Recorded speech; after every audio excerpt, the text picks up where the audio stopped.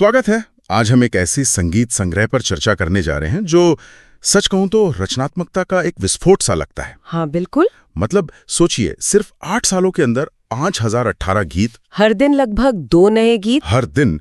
इस खजाने का नाम है प्रभात संगीत। जी हाँ, और ये सिर्फ संख्या की बात नहीं है। ये गीत 1982 और 1990 के बीच प्रभात रंजन सरकार द्वारा रचे गए थे, जिन्हें दुनिया श्री श्री आनंद मूर्ति के नाम से भी जानती है। और ये गीत उनके दर्शन, जिसे आनंद मार्ग कहते हैं, उसका एक संगीतमय रूप है। ये दर्शन सिर्फ आध्यात्मिकता या ध्यान तक ही सीमित नहीं है, इसका एक बहुत बड़ा सामाजिक पहलू भी है जो न्याय और सेवा पर आधारित है। बिल्कुल। और मुझे लगता है यही बात इन गीतों को इतना अनोखा बनाती है। इनमें भक्ति और आध्यात्मिकता की गहराई तो है ही, लेकिन साथ ही साथ ये गीत समानता, न्याय, शोषण के खिलाफ आवाज, पर्यावरण जैसे विषयों पर भी बात करते हैं। और संगीत भी कमाल का है। आपको भारतीय शास्त्रीय रागों का आधार मिलेगा, लोक धुनों की मिठास महसूस होगी, और कहीं-कहीं तो पश्चिमी संगीत का प्रभाव भी सुनाई देता है। एक तरह की ग्लोबल भाषा बनाने की कोशिश लगती है। आपने बिल्कुल सही पकड़ा। सरकार का मानना था कि सार्वभौमिक विचारों को ले जाने के लिए एक सार्वभौमिक संगीत भाषा की जरूरत है। अब देखिए, 5000 से ज्यादा गीतों के इस महासागर को समझना तो मुश्किल है ना? बहुत ज्यादा। तो आज हमने सोचा कि क्यों न एक ऐसी बूंद को परखा जाए जिसमें पूरे सागर का स्वाद हो। हम बात करेंगे गीत संख्या 1300, तुम्हारे जानाई प्रणाम की। ये गीत ये पूरे प्रभात संगीत के दर्शन का सार है। बहुत बढ़िया। तो ऐसा लगता है कि ये गीत सिर्फ एक प्रार्थना नहीं है, बल्कि एक तरह का आध्यात्मिक रोड मैप है। सही कहा। ये एक व्यक्तिगत यात्रा से शुरू होता है और एक ब्रह्मांडीय दृष्टि पर जाकर खत्म होता है। तो चलिए इस सफर के पहले कदम से शुरू करते हैं, जो विनम्रता के बारे में है। पहला छंद है,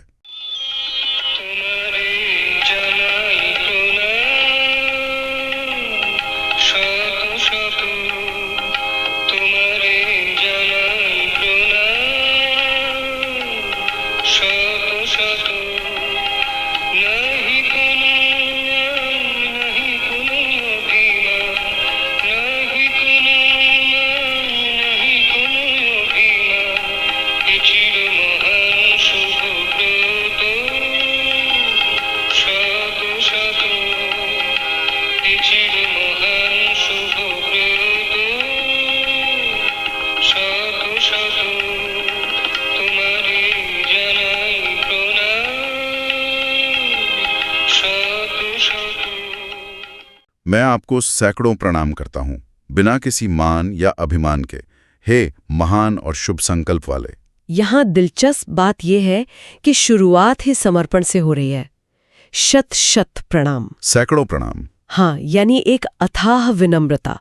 आज की दुनिया में जहां हम सब पर्सनल ब्रांडिंग और अपनी उपलब्धियों को दिखाने में लगे हैं, ये गीत कहता है कि असली यात्रा तब शुरू होती है जब आप अपने अहंकार, अपने मैं को दरवाजे पर छोड़ कर आते हैं। और ये शर्त बहुत महत्वपूर्ण है। ना ही कौन मान, ना ही कौन अभिमान। यानी ये कोई लेन देन वाला प्रणाम नहीं है कि मैं आपको प्रणाम कर रहा हूं, बदले में मुझे कुछ चाहिए। हाँ बिल्कुल नहीं। ये तो बस एक शुद्ध स्वीकृति है कि महानता प्रणाम करने वाले में नहीं, बल्कि उस शुभ व्रत या उस महान संकल्प में है जिससे वो जुड़ना चाहता है। बिल्कुल, ये अहंकार को शून्य करने जैसा है ताकि आप कुछ बड़ा ग्रहण कर सके। ये उस वैज्ञानिक की तरह है जो प्रकृति के रहस्यों को समझने के लिए अपने पहले से बने विचारों को एक तरफ रख देता है। जब तक आप ये नहीं मानेंगे कि आपसे बड़ा भी कुछ है, तब तक आप कुछ नया सीख ही नहीं सकते। ये पहला और सबसे जरूरी कदम है। ठीक है, तो एक बार जब अहंकार रास्ते से हट गया तो सवाल उठता है कि हम जुड़ किससे रहे हैं। अगला छंद सीधे इसी सवाल का जवाब देता है। वो कहता है,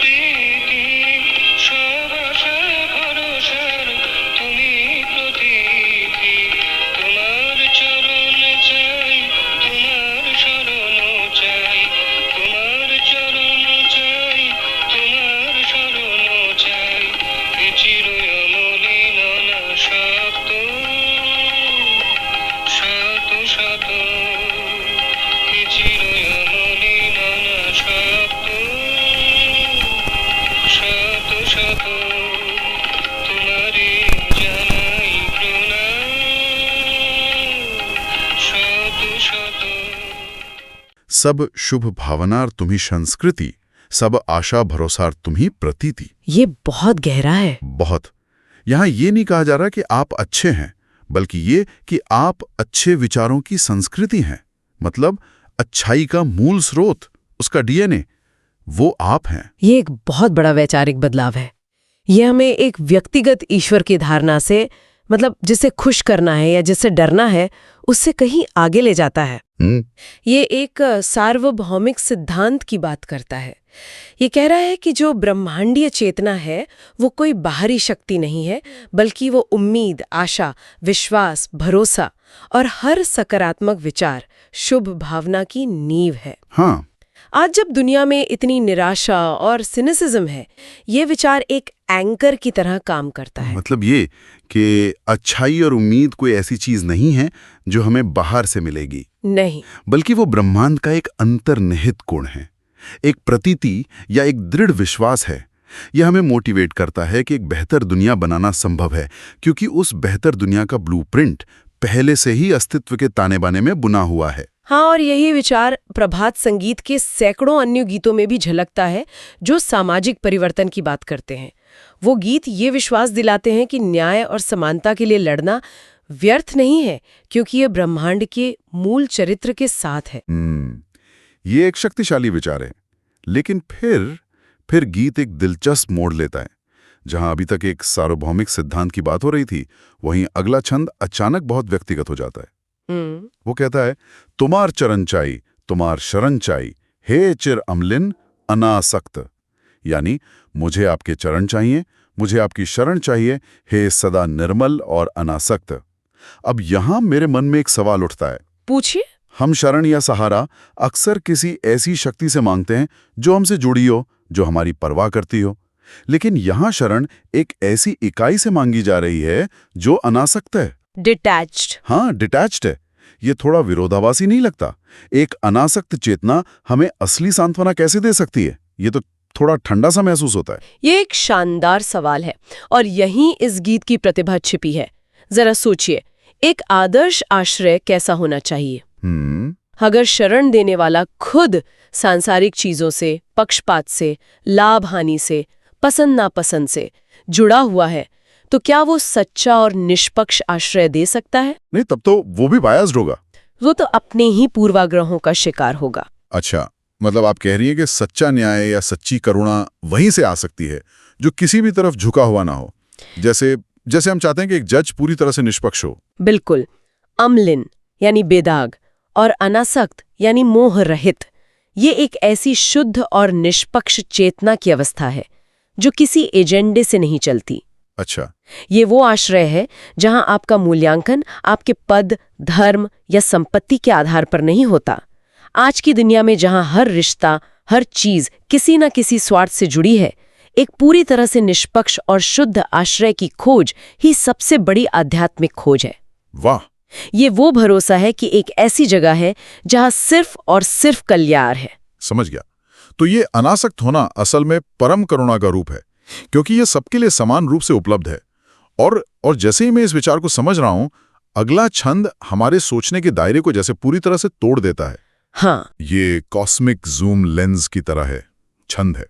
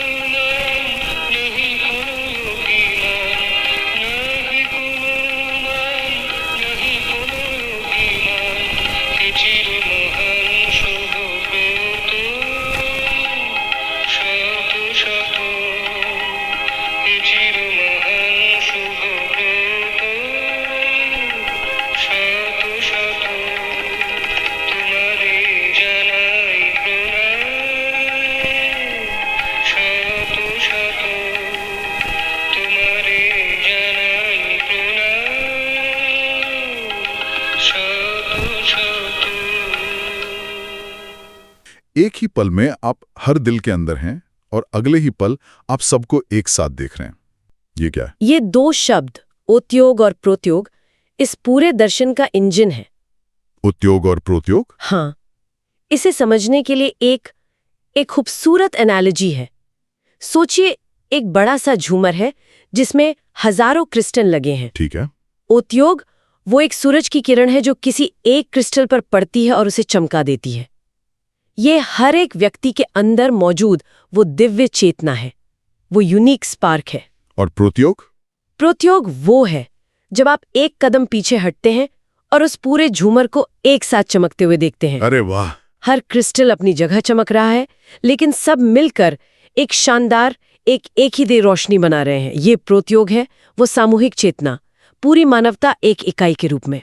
अद्भुत। ये गीत कह रहा है कि वही चेतना जो एक व्यक्ति यानी व्यष्टि में है, वही संपूर्ण मानवता यानी समष्टि में भी है। ये तो अद्भुत है। ये विचार तो आज की दुनिया के लिए बहुत ही ज्यादा प्रासंगिक है। बहुत ज्यादा। हम अक्सर व्यक्तिगत अधिकारों और सामूहिक भलाई के बीच संघर्ष देखते हैं। ये गीत कह रहा है कि ये दोनों अलग हैं ही नहीं। जो एक के लिए सच है वो सबके लिए सच है। बिल्कुल। अगर हर इंसान में वही दिव्य चेतना है तो फिर भेदभाव, नफरत या असमानता की कोई जगह ही नहीं बचती। और ये सिर्फ एक दार्शनिक विचार नहीं है, ये सामाजिक न्याय का आधार है। यही वो विचार है जो प्रभात संगीत के उन सैकड़ों गीतों को प्रेरित करता है जो जातिवाद, आर्थिक शोषण और राष्ट्रवाद की संकीर्ण दीवारों को तोड़ने की बात करते हैं। सही बात है। अगर हम सच में ये मानने लगे कि मेरे अंदर की चेतना और किसी दूसरे देश में बैठे इंसान की चेतना एक ही स्रोत से है, तो क्या हम युद्ध कर पाएंगे? नहीं। क्या हम पर्यावरण को नष्ट कर पाएंगे, ये जानते हुए कि हम असल में खुद को ही नुकसान पहुंचा रहे हैं?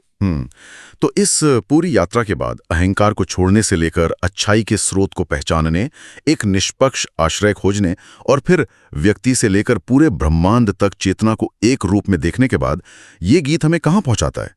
इसका अंतिम निष्कर्ष क्या है? गीत का अंत इस अविश्वसनीय विचार के साथ होता है, तब अनुरक्ति अहेतु की प्रीति शियरे जेगे आछे सतत। आपकी समर्पित दया, आपका अकारण स्नेह हमेशा जागरूक और निकट है। और यहाँ सबसे महत्वपूर्ण शब्द है अहेतु की प्रीति। अहेतु की प्रीति यानी ऐसा प्रेम जिसका कोई कारण ना हो, एक ऐसा प्यार जिसे आपको कमाना नहीं पड़ता, जिसके लिए आपको योग्य नहीं बनना पड़ता, वो बस है। हाँ। आज की इस ट्रांजैक्शनल दुनिया में जहां हर चीज तुम मेरे लिए क्या करोगे पर टिकी है, ये विचार अपने आप में एक क्रांति है। ये इस गीत का परम सत्य है। ये कहता है कि ब्रह्मांड का जो मूल स्वभाव है वो बिना शर्त प्रेम का है। ये उस सूरज की तरह है जो बिना ये देखे कि कौन अच्छा है और कौन बुरा, सब पर अपनी रोशनी डालता है। ये वो गुरुत्वाकर्षण है जो सबको थामे हुए है बिना कोई शर्त रखे। ये सिर्फ एक तसल्ली देने वाली बात नहीं है, बल्कि ये एक सक्रिय शक्ति है। सक्रिय शक्ति, उससे आपका क्या मतलब है? याद कीजिए, पहले छंद में शुभ व्रत यानी एक महान संकल्प की बात हुई थी। हाँ, हुई थी। उस संकल्प को पूरा करने की ऊर्जा कहाँ से आएगी? वो इसी अहेतु की प्रीति से आती है। ये विश्वास कि आप एक ऐसे प्रेम से घिरे हुए हैं जो कभी खत्म नहीं होगा, आपको दुनिया में जाकर सबसे मुश्किल काम करने की हिम्मत देता है। अच्छा। ये आपको निस्वार्थ सेवा के लिए प्रेरित करता है, क्योंकि आप जानते हैं कि आपका मूल्य आपके कर्मों से तय नहीं होता, वो तो पहले से ही स्थापित है। कमाल है। तो एक गीत जो एक बहुत ही व्यक्तिगत विनम्र प्रणाम से शुरू हुआ, वो धीरे धीरे विस्तार करते हुए पूरे ब्रह्मांड को अपने में समा लेता है और व्यक्ति के दिल को सामूहिक चेतना से जोड़ता है। और अंत में ये सब एक बहुत ही सरल और शक्तिशाली एहसास पर आकर टिक जाता है, बिना शर्त प्रेम। बिल्कुल। और ये हमें एक बहुत ही आशावादी और भविष्य की सोच वाले विचार के साथ छोड़ देता है। ये सिर्फ एक आध्यात्मिक एहसास नहीं है, बल्कि यह एक बेहतर दुनिया बनाने का खाका है। हाँ। एक ऐसी दुनिया जो डर पर नहीं बल्कि इसी अकारण प्रेम पर आधारित हो। तो ये हमें सोचने के लिए एक बहुत ही जरूरी सवाल देता है। गीत कहता है कि दिव्य चेतना इकाई यानी औद्योग और समग्र यानी प्रोद्योग दोनों में है। दोनों में है। अगर हम, चाहे वो टेक्नोलॉजी बनाने वाले हों या नीतियां बनाने वाले नेता या सिर्फ हम और आप अपनी रोजमर्रा की जिंदगी में हर व्यक्ति में उस दिव्य चिंगारी को और पूरी मानवता में उस सामूहिक चेतना को देखना शुरू कर दें, तो ये हमारे सामने खड़ी किसी बड़ी वैश्विक समस्या जैसे जलवायु परिवर्तन या सामाजिक असमानता, उसको हल करने का हमारा नजरिया कैसे बदल सकता? ये सवाल ही सब कुछ बदल देता है ना? अगर हम अपने विरोधी में भी वही चिंगारी देखें तो शायद बातचीत का रास्ता खुलेगा। सही बात है। अगर हम कोई भी नीति बनाते समय पूरी मानवता के कल्याण को ध्यान में रखें तो हम शायद शोषण की जगह संरक्षण और संघर्ष की जगह सहयोग का रास्ता चुनेंगे। ये एक आदर्शवादी सोच लग सकती है, लेकिन शायद बड़े बदलावों की शुरुआत ऐसे ही आदर्शों से होती है। ये एक बहुत ही सुंदर और शक्तिशाली दृष्टि है। आज की हमारी इस चर्चा ने वाकई इसे गीत की अनगिनत परतों को खोलकर रख दिया है। और अच्छी बात यह है कि ये दर्शन सिर्फ गीतों या किताबों तक ही सीमित नहीं है। दुनिया भर में ऐसे लोग हैं जो इन विचारों को जमीन पर उतारने की कोशिश कर रहे हैं। मतलब इसे जी रहे हैं। हाँ, एक न्यायपूर्ण और खुशहाल समाज बनाने के लिए काम कर रहे हैं। और अगर आज की हमारी बातचीत ने किसी को प्रेरित किया हो और वे इन विचारों से और गहराई से जुड़ना चाहते हैं या उन लोगों के काम को देखना चाहते हैं जो इस दर्शन को जीते हैं, तो उनके लिए सदविप्रस मिनमिन का YouTube चैनल एक अच्छी शुरुआत हो सकती है ना? हाँ, बिल्कुल। वहाँ इस दर्शन के व्यवहारिक पहलुओं पर काफी जानकारी मिल जाएगी। तो आज की इस गहरी पड़ताल में हमारे साथ जुड़ने के लिए बहुत बहुत शुक्रिया। शुक्रिया।